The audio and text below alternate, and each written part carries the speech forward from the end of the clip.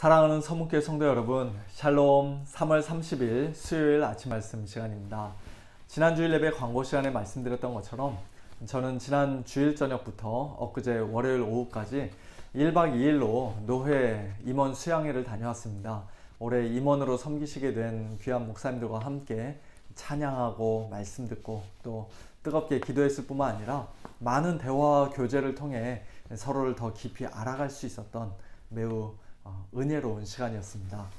우리 KAPC 교단과 또 남가주 노회에 가입한 지 겨우 2년 남짓밖에 되지 않는 제가 벌써 노회 임원이 되었다는 것이 참 제 개인적으로는 솔직히 너무나도 부담스럽습니다만, 그러나 하나님께서 우리에게 어떤 사명을 맡겨주실 때에는 그 사명을 감당할 수 있는 능력과 은사 역시도 풍성히 공급해 주실 줄로 믿고 그저 순종하는 마음으로 또 겸손히 섬기고자 합니다. 부족한 종이 올 한 해 동안 우리 교회에서의 사역들뿐만 아니라 우리 노회와 또 시찰회에서 맡겨주신 모든 사명들을 충성스럽게 신실하게 잘 감당할 수 있도록 우리 성도님들 생각나실 때마다 저를 위해 기도해 주시기를 부탁드립니다.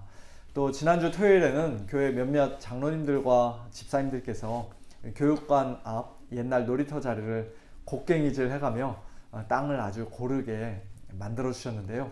힘든 일도 마다하지 않고 기쁨으로 섬겨주신 모든 분들께 진심으로 감사를 드립니다. 오늘 아침에 함께 묵상하실 하나님의 말씀은 레위기 16장 23절부터 34절까지입니다. 그중 29절부터 34절까지의 말씀을 제가 봉독해 드리겠습니다. 너희는 영원히 이 규례를 지킬지니라.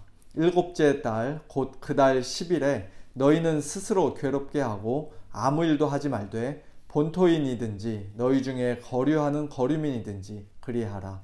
이 날에 너희를 위하여 속죄하여 너희를 정결하게 하리니 너희의 모든 죄에서 너희가 여호와 앞에 정결하리라. 이는 너희에게 안식일 중에 안식일인즉 너희는 스스로 괴롭게 할지니 영원히 지킬 규례라. 기름 부음을 받고 위임되어 자기의 아버지를 대신하여 제사장의 직분을 행하는 제사장은 속죄하되 세마포 옷 곧 거룩한 옷을 입고 지성소를 속죄하며 회막과 제단을 속죄하고 또 제사장들과 백성의 회중을 위하여 속죄할지니 이는 너희가 영원히 지킬 규례라. 이스라엘 자손의 모든 죄를 위하여 1년에 한 번 속죄할 것이니라. 아론이 여호와께서 모세에게 명령하신 대로 행하니라. 아멘. 레위기 16장은 대속죄일에 관한 말씀입니다. 유대 종교력으로 해마다 7월 10일에 이스라엘 백성들과 그들 중에 거류하는 거류민들은 아무 일도 하지 말고 스스로를 괴롭게 하는 가운데 모두가 다 대속죄일 규례를 지켜야 한다고 하나님께서는 명령하셨습니다. 이 날이 얼마나 중요한 날인지 31절에서 하나님은 그 대속죄일이 안식일 중에 안식일이요 영원히 지킬 규례라고까지 말씀하셨습니다. 오늘날 우리도 1년에 한 번 정도는 집안 구석구석을 대청소하는데요. 대속죄일은 영적으로 볼 때 마치 그와 같은 대청소의 날이라고 할 수 있습니다.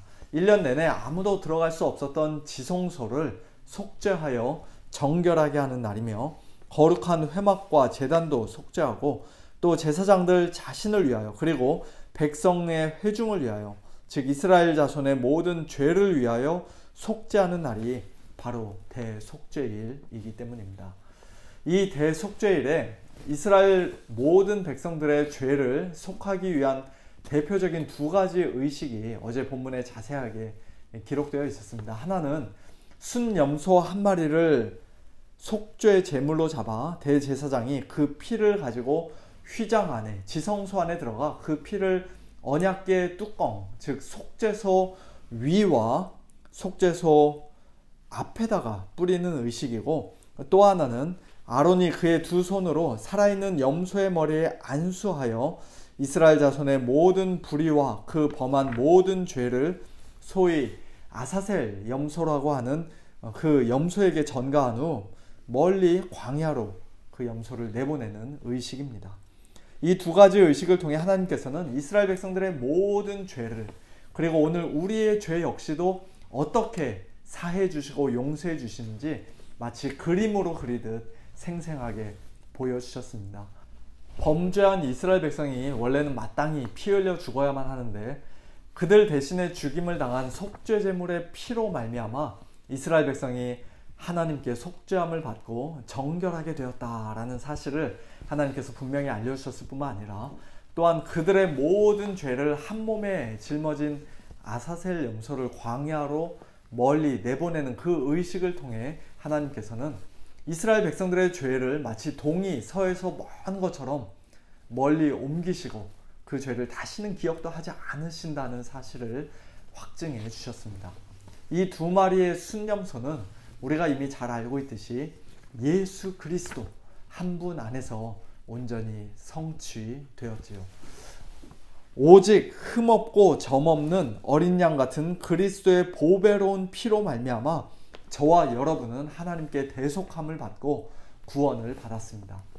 우리의 모든 죄와 불의를 한 몸에 짊어지고 영문 밖으로 예루살렘 성 바깥으로 나가 골고다 언덕 십자가 위에서 죽임을 당하신 예수님 때문에, 예수님 덕분에 하나님께서는 이제 우리의 모든 죄를 마치 동이 서에서 먼 것처럼 멀리 옮기셨고 깊은 바다에 던지셨으며 다시는 기억하지 않겠노라 하고 약속해 주셨습니다. 이게 얼마나 놀라운 은혜입니까? 우리는 이 죄사함의 은혜를 조금이라도 당연하게 생각하거나 시시하게 여겨서는 안 됩니다. 첫사람인 아담 한 사람의 단 하나의 범죄로 인해 세상 모든 인류가 다 죄 가운데서 죽게 되었을 정도로, 그리고 그 죄의 문제를 해결해 주시기 위해 지극히 거룩하고 영원하신 성자께서 사람이 되어 이 땅에 오시고 십자가에 못 박혀 죽으셔야만 했을 정도로 죄라는 것은 그 파괴력과 악영향이 엄청난 것이며 무시무시한 것입니다. 우리의 그 모든 죄를 하나님께서 예수님의 십자가 희생제사를 통해 완전히 용서해 주시고 우리 죄를 다시는 기억도 하지 않으시겠다는 이 놀라운 복음은 우리가 평생 동안, 아니 영원토록 묵상하고 또 묵상해도, 감사하고 또 감사해도 결코 다함이 없고 절대로 마르지 않는 영원한 샘물인 줄로 믿습니다. 예수님은 이처럼 대속죄일 두 순염소의 성취요 완성이실 뿐만 아니라 또한 대속죄일의 지성소에 홀로 들어갔던 대제사장 아론의 원형이며 완성이시기도 합니다. 특별히 히브리서에는 아론의 사역과 예수님의 사역 사이의 여러 가지 중요한 차이점들을 말씀하고 있는데요. 크게 네 가지로 요약하여 말씀드리면 다음과 같습니다. 첫째, 대제사장 아론은 자기 자신을 위해서도 희생 제물을 드려야 할 필요가 있는 죄인이었던 반면 예수님은, 우리의 큰 대제사장이신 예수님은 아무 죄가 없으시며 따라서 자기 자신을 위한 희생 제물을 전혀 드릴 필요가 없으신 분입니다. 둘째, 아론은 1년에 한 번 정기적으로 희생 제사를 드려야 했던 반면 예수님은 단번에 자기 자신을 희생 제물로 바쳐 영원한 구원을 확보하셨습니다. 셋째, 아론은 그 제사 의식을 통해 지상의 성소, 즉 사람들이 손으로 만든 성소에 들어간 반면 예수님은 그의 죽으심을 통해 하나님의 보좌가 있는 천상의 성소에, 하늘 성소에 들어가셨습니다. 넷째, 백성들의 지속되는 죄 때문에 아론의 제사는 계속 반복되어야 했던 반면 예수님이 십자가 위에서 단번에 드리신 제사는 영원한 속죄의 효과를 나타내어 우리를 영원히 온전하게 하셨습니다. 예수님의 십자가와 부활, 승천 이후 시대를 살고 있는 우리 신약의 성도들은 이제 더 이상 대속죄를 문자적으로 지키지 않습니다. 7월 10일이라는 날짜가 우리에게 무슨 특별한 의미가 있는 것도 아닙니다. 그날 하루 종일 우리가 스스로 괴롭게 하며 금식하고 애통하며 또는 아무것도 안 하며 안식일 중에 안식일로 지내야 하는 것도 아닙니다. 오히려 우리는 예수님이 십자가 위에서 단번에 드리신 이 대속죄일의 희생제사를 통하여 전 우주적 대속죄일의 희생제사를 통하여 모든 죄를 사함받고 거룩하게 되고 또한 영원히 온전하게 되는 그와 같은 복된 성도들이 된 것을 크게 기뻐하며 즐거워합니다.